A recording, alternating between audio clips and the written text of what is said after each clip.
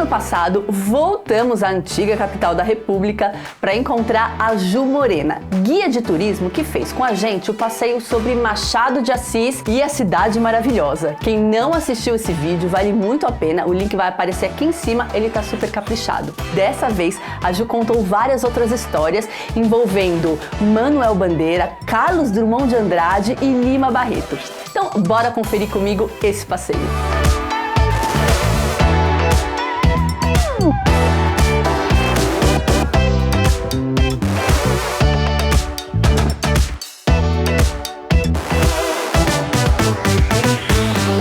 Nós estamos em frente à Avenida Rio Branco e ela marca um período em que o Rio era para se tornar a Paris dos trópicos, né? Então, ela foi criada com a intenção de ser a Champs-Élysées.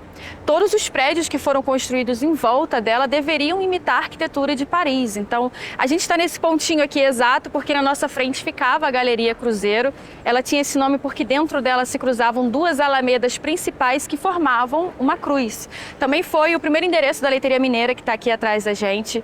E a Avenida Rio Branco, ela foi o ponto onde os cafés mais chiques ficavam. Então, a Castelões era uma das confeitarias mais importantes da cidade. Ela vem de 1847. E o mais famoso nela eram as empadas. Então, Machado, que adorava empada, obviamente, frequentou a Castelões.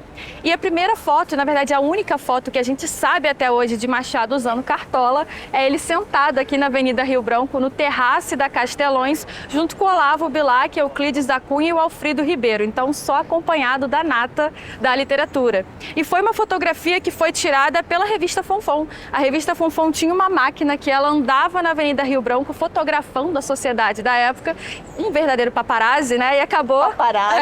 E acabou registrando esse momento único de Machado de Assis. E quem ficava também sempre na Castelões era o Figueiredo Pimentel. Ali ele fazia o ponto com o caderninho dele falando sobre a sociedade que passava, o vestido das madames e o que as pessoas estavam fazendo naquela época. Figueiredo Pimentel, né, Ju? Foi um jornalista bem importante na época, que comentava a moda do Rio de Janeiro. Exatamente. E ele tem uma história com o Lima Barreto, você tá contando, né? Lima tinha uma rixazinha com ele. O Figueiredo Pimentel tinha uma coluna chamada Binóculos, que era justamente para falar das roupas, da moda da época. E aí o Lima foi escrever uma crônica chamada Binocular, que era basicamente chamando essas pessoas de pessoas binoculares. O que ele queria dizer com isso? A sociedade da época comprava vestidos caríssimos para andar na Rio Branco para ver se o Figueiredo Pimentel ia ver e registrar na coluna. Só que o que o Lima criticava?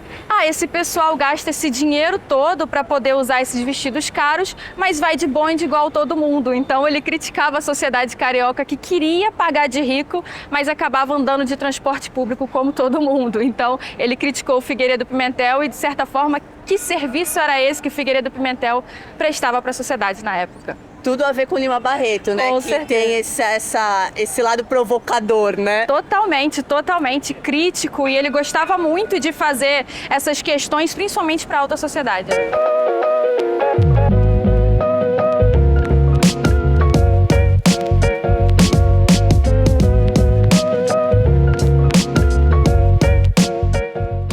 Gente, aqui a gente está no Largo da Carioca para falar sobre o João do Rio. João do Rio, ele foi um grande escritor, jornalista e é basicamente o pai da crônica.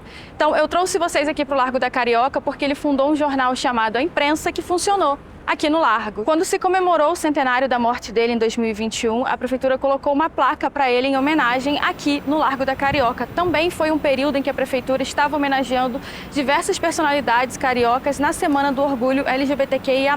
Então, o João do Rio foi esse grande cronista, mas que sofreu muito preconceito na época na imprensa por ser afrodescendente e também por ser homossexual.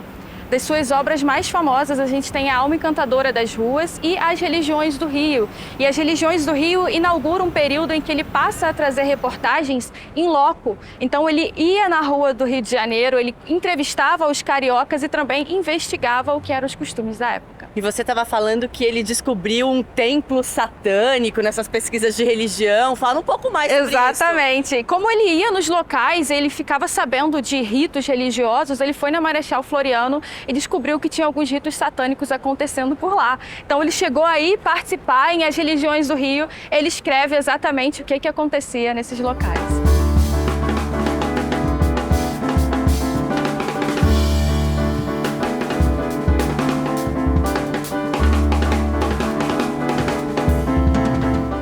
trouxe você para Leonardo da Vinci, uma das livrarias mais antigas e mais clássicas do Brasil, fundada em 1952 pela dona Vanna Piratini. E ela era a favorita dos autores mais clássicos do Brasil. Quando a gente entrou, você viu que eu te mostrei aquele lindo poema que o Drummond escreveu em homenagem a Da Vinci, e ele costumava chamar ela de catacumba, porque fica no subsolo do edifício Marquês de Hervral. Então, Clarice frequentou, Drummond, e uma das coisas que eu sempre conto das historinhas daqui é que ela era meio que o QG do Drummond. Então, ele chegou a ter um sofazinho aqui que de tarde ele costumava encontrar os amigos, se reunir com os amigos naquele sofá. E a dona Vanna, ela foi uma mulher extremamente importante para a literatura brasileira. Quando a Da Vinci foi fundada, ela era focada mais numa livraria francesa, então você ia encontrar mais títulos internacionais. Então, quando a universidade começa no Brasil, o Brasil inteiro comprava livros da Da Vinci, porque só se encontrava aqui. E, além disso, ela era uma mulher que ela divulgava a literatura da forma que ela podia, independente da classe social. Então, ela tinha o famoso livro do Pendura, o pessoal que pegava um livro no Pendura e pagava 5 anos depois. E tem uma famosinha história dela que eu conto de um rapazinho que ele veio aqui e roubou um livro. O funcionário da Da Vinci pegou, trouxe ele para falar com a dona Vanna, e a pergunta que a dona Vanna fez: qual foi o livro que você roubou? E aí ela viu que era do Cortázar. E ela fala assim: nossa, ele é um autor maravilhoso, que bom gosto que você tem, né? Vamos fazer um combinado. Você lê, e depois que você lê, você me devolve o livro. Então a gente vê que a intenção dela mesma era divulgar a literatura para todas as classes sociais. Então ela foi uma mulher extremamente importante e ganhou a medalha Pedro Ernesto pelos seus serviços prestados ao Rio, porque ela era italiana e mesmo assim ela fez do Brasil e do Rio de Janeiro a sua casa.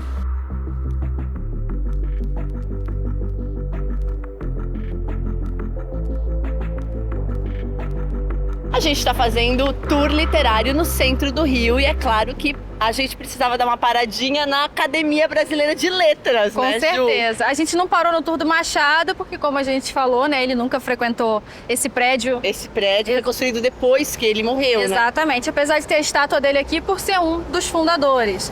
Mas a academia foi fundada por figuras como Joaquim Nabuco, Machado de Assis. Só que inicialmente a gente não tinha a presença feminina, né? Principalmente como das imortais. Existia o Estatuto da Academia que dizia que qualquer pessoa que tiver publicado algum livro de valor histórico poderia se candidatar.